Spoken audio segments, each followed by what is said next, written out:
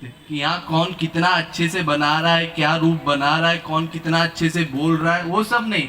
एक अज्ञानी है बेचारा, उसके पास शब्द नहीं है बोलने के लिए, वो चुपचाप खड़ा है, लेकिन भावना अच्छी है तो उसको फल मिल जाता है। दूसरा बोले जा रहा है शास्त्रवेद बड़े बड़े शब्दों का प्रयोग, लेकिन अंदर से भावना शून्य, तो उसको भगवान बिल्कुल नहीं देखते। तू बोलता रहे, वो मूर्ति चुप रह जाती है।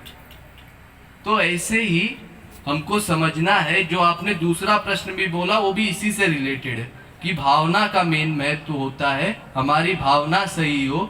और क्योंकि बाकी जो लीलाएं हो रही है द्वेष वगैरह की, वो हम सब नहीं कर सकते।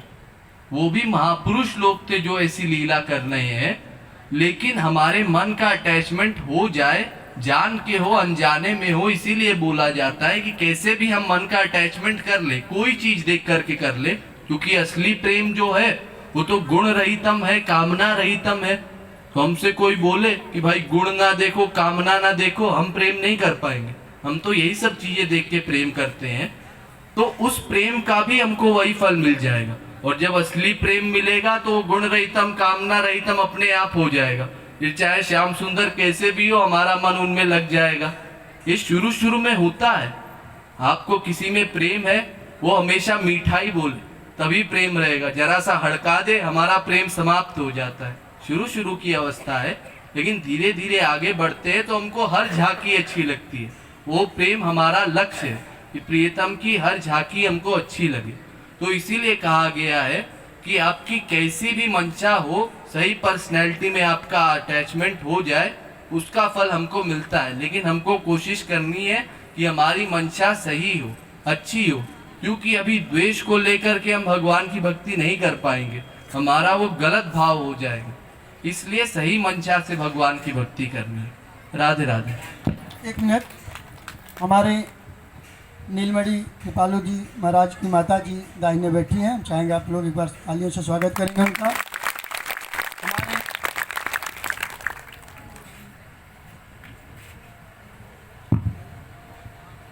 आज एक प्रश्न आने से पहले कल की सूचना मैं आपको फिर से दे देता हूं।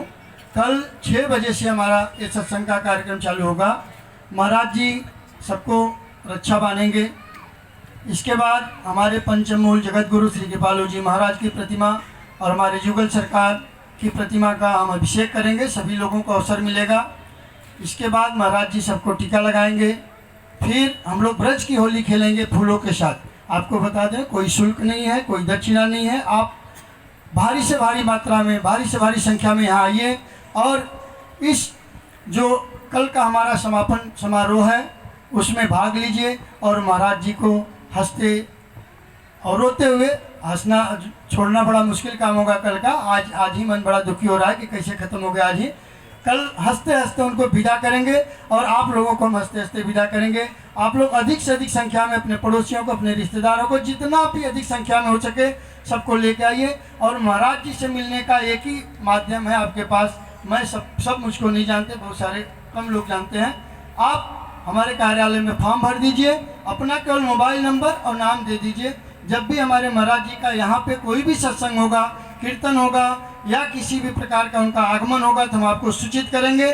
और एक सूचना, जो लोग महाराज जी को अपने घर पे सेवा के लिए बुलाना चाहते हैं वो आज अपना नाम और पता और नंबर हमें दे देंगे। जैसी सुविधा रहेगी वैसी उनको हम फ़ोन करके सूचना देंगे।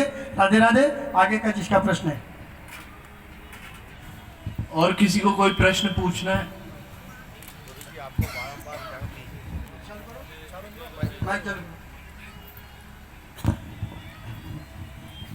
गुरु जी के चरणों में बारंबार प्रणाम। छोटा सा प्रश्न है कि हम किसी भी मंदिर में जाते हैं तो उनकी पूजा करने लग जाते हैं। दिमाग में यही रहता है, शिव जी के मंदिर में गए, शिव जी की पूजा की, रामचंद्र जी के मंदिर में गए, रामचंद्र जी की पूजा की, माता जी के मंदिर में गए, माता जी की पूजा की।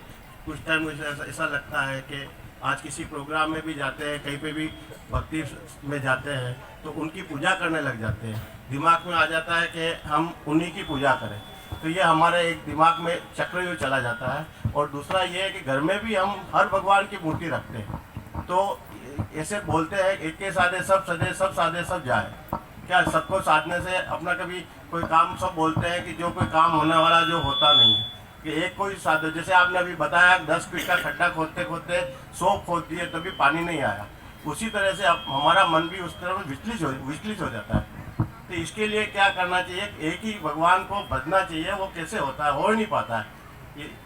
देखिए, वो इसलिए नहीं हो पाता क्योंकि अभी हम श्याम सुंदर को जानते ही नहीं है। जिस दिन जानेंगे ना, जब संतों के मुंह से उनके बारे में सुनने मिलेगा, तो उनको छोड़ करके और कहीं मन लगेगा ही नहीं। क्योंकि श्याम सुंदर में सब गुण भरे पड़े हैं। हम जिस भी देवी देवता में जो भी गुण देखते हैं, उन सब गुणों का रस प्राकट्य कृष्णा अवतार में है, जबकि उन अवतारों में नहीं है, लेकिन कृष्णा अवतार में है। तो इसलिए जब हम कृष्णा अवतार को जानेंगे, उसको समझेंगे, तो अपने आप हमारे मन का अटैचमेंट यहाँ वहाँ नहीं होगा। और कुछ समय के लिए बात अलग है, मान लीजिए जैसे रामनवमी है, तो आप राम जी को भी मान लीजिए कि हाँ श्री कृष्ण ही है, उतनी देर आप उनकी उपासना कर लीजिए, लेकिन मन से ये भावना रखनी है कि हाँ वो हमारे श्री कृष्ण ही है, तब काम बनेगा। ये नहीं कि हम 10 देवी देवताओं की, ये समझना होगा हमको। एक आख्यान है कि एक बार ठाकुर जी ऐसे सोच रहे थे कि अगर मैं चतुर्भुज रूप ले लूं, महाविष्णु बन जाऊं, तो ये गोपियां क्या करेंगी। तो उन्होंने ऐसे ही एक दिन चतुर्भुज रूप ले लिया और गोपियों के सामने आए, तो ये सब गोपियां जो श्याम सुंदर को प्रेम से देखती थी, सबने घूंघट कर लिया। ये कौन आ गया, हम इसको नहीं जानते। ये अनन्यता है, श्याम सुंदर में ही प्रेम है, इसलिए श्याम सुंदर को ही जानते, इसको नहीं जानते। अपने फिर से रूप में आ जाइए तो फिर हमारा प्रेम होगा, नहीं तो हम आपको नहीं जानते। तो इसलिए जब श्याम सुंदर को समझेंगे, तब हमारा वास्तविक उनमें प्रेम होगा और तब अनन्यता भी होगी हमारी। अभी हम अनन्य नहीं हो पा रहे हैं क्योंकि उनके विषय में जानते ही नहीं। जब जानेंगे मानेंगे तभी तो प्यार होगा। तो ये जानने का प्रोसेस चल रहा है आपका, और धीरे धीरे और जानते जाएंगे। समय लगता है लेकिन धीरे धीरे जानते जाएंगे, और जितना जानेंगे उतना गुना प्यार बढ़ता जाएगा। जैसे कल मैंने आपको बताया था, तुलसीदास जी कहते हैं हमारा तो 14 गुना और बढ़ गया, वैसे ही हमारा भी और बढ़ जाएगा। धीरे धीरे समय लगेगा लेकिन बढ़ेगा, और फिर अनन्य भी हो जाएंगे। राधे राधे। आपको बता दें कि हमारा 14 साल से रेगुलर कीर्तन चलता है 9 से 11 बजे दिन में, SM पब्लिक स्कूल तालाब रोड पे, हर रविवार 14 साल से अनवरत चल रहा है। अभी महाराज जी से आप जुड़ेंगे तो महाराज जी भी समय देंगे, उस कीर्तन में आएंगे। हम लोगों को महाराज जी के साथ उस कीर्तन का लाभ मिलेगा। आपको पता चाहिए तो काउंटर पे हम प्रिंट निकाल करके रखे हैं, आप वो पता भी ले सकते हैं। दूसरा कोई क्वेश्चन वाला?